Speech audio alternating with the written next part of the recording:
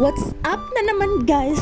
So, ngayon ay first year death anniversary ng aming lol Nanay Diling. Eto, mga busy na sila dito sa likod.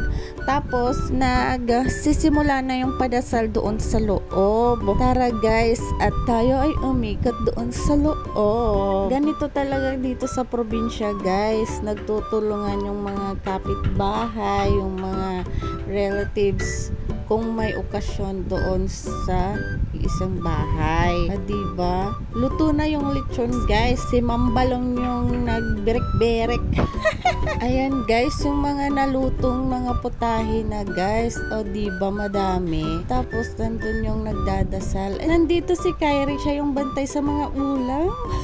Hindi din mawawala itong ribs. Ito yung mga favorite na pagkain ng mga bisita. Diyos ko day. Tapos tinulungan ko si Mana Betty maglipat ng kanin dito sa icebox para mainit pa hanggang mamayang gabi, o diba? At saka nandito na yung magkakapatid, mga busy na sila dito sa pag-arrange ng ulam sa mesa. At saka si Mana Bets. Dahil matatapos na yung pagdasal nila, lilipat na sila dito sa mesa, so dapat naka-arrange na. Dapat handa na yung mesa at saka nandyan na yung mga ulam lahat. Masunod, ani mo pagbuot din nga to na sugad man ang pagsunod dito ala.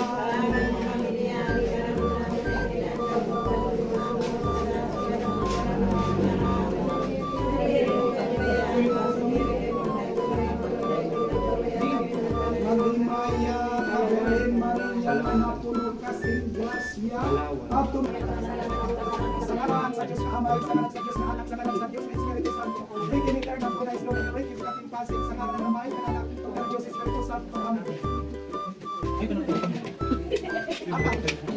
So yung nag-lead ng dasal ay si Manu Uta. Siya ay blind. Taga-Aringid siya, yung katabi lang ng barangay namin. Dati kasi nung nabubuhay pa si Nanay Diling, siya talaga yung kinukuha ng mga kapitbahay o kahit malayo na nagdadasal talaga. Siya yung nag-lead ng dasal. Kaso kahit sino sa amin anak at saka mga apo niya, walang may nagmana. Diyos ko.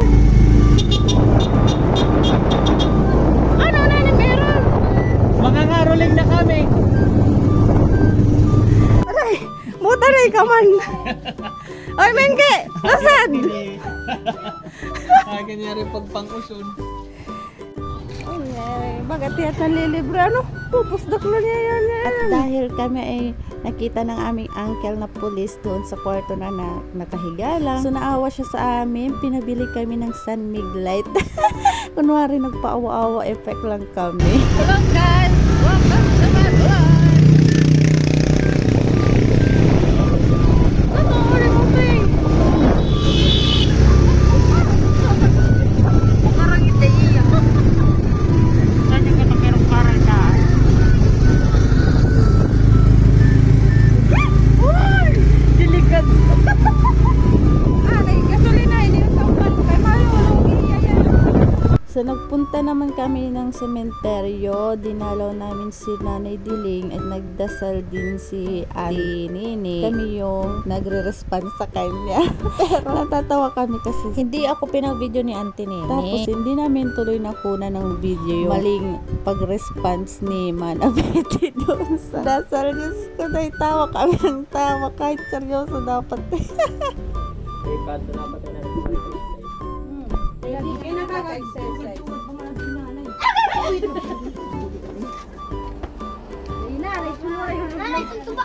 Ito na ang favorite part ng mga Sharon yan. Na, balutin mo ko ng liwanag ng iyong cellophane.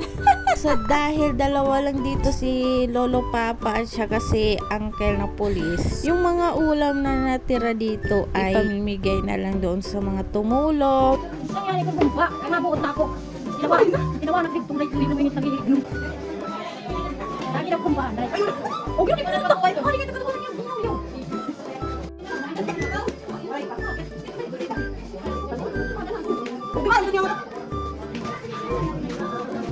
Day, kapila mo na ito, Day.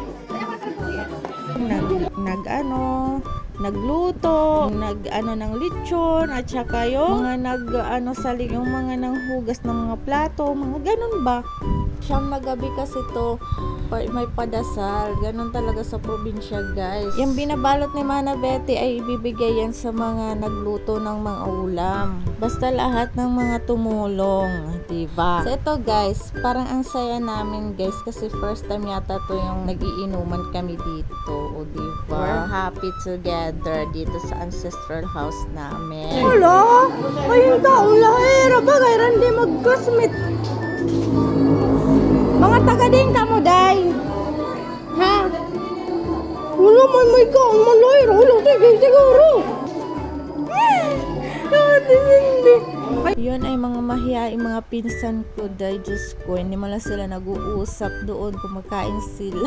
At saka ito, lasing na yata si Mana Betsy. Ito, nag-aano na siya ng damit niya para daw siya gumanda, makahanap daw siya ng afam. Diyos ko, dahil! At saka ito namang mga pamangking kong kambal. Alive na alive talaga sila pag gabi na, Diyos ko. Hindi, may tagsarili talaga silang mundo. Makakahuri. Makakahuri talaga ako.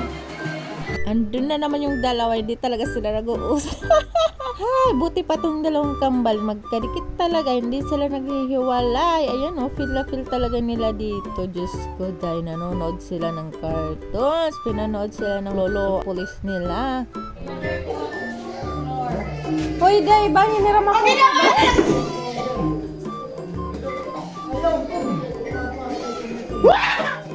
Nagimbal kami, guys, kasi may lumipad-lipad na bagang kasi sobrang laki niya, guys. Ayan, si Mana Betsy natakot. At saka, ayan, tingnan nyo naman, nag-uusap lang yan si Mana Betsy.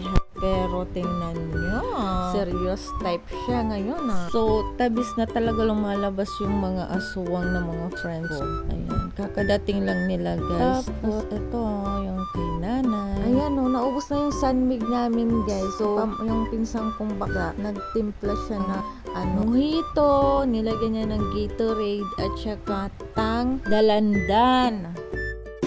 Kasi na lang mahuli yan. Ano yan lang yung portahan. Seryoso ano yung mga nabiti? Ano yung portahan na ng Contribution? Ako, nirek mo mo rin yung Warek, itatapit. Maano ka man? Maano ka magpakita? Pakabati pala ni mo busin. Pakabati pala ni mo niya busin. Basta kay tatampere kun. Marami kasi, ano man? Hindi. Ano man? Ay, kita lang ng mga restaurant, mga sugal ito rin yung pag-restaurant. Ay, napugasan na mo yan. Yan itong ugas. Tere! Nakadala. Ako't magpapakena. Ay! Maano ka man ko, mahal pati tapos itiyata. Diba, natawa siya doon sa tanong ko. Ay, naku talaga, nagmo-move on talaga itong si Mana Betsy. Ay, hindi pala, guys, kasi end up siya.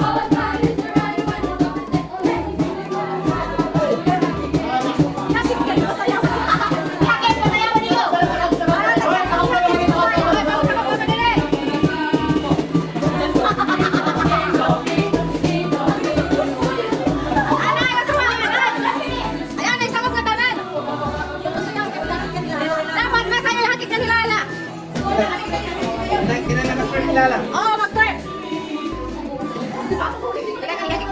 Kilala, bakit?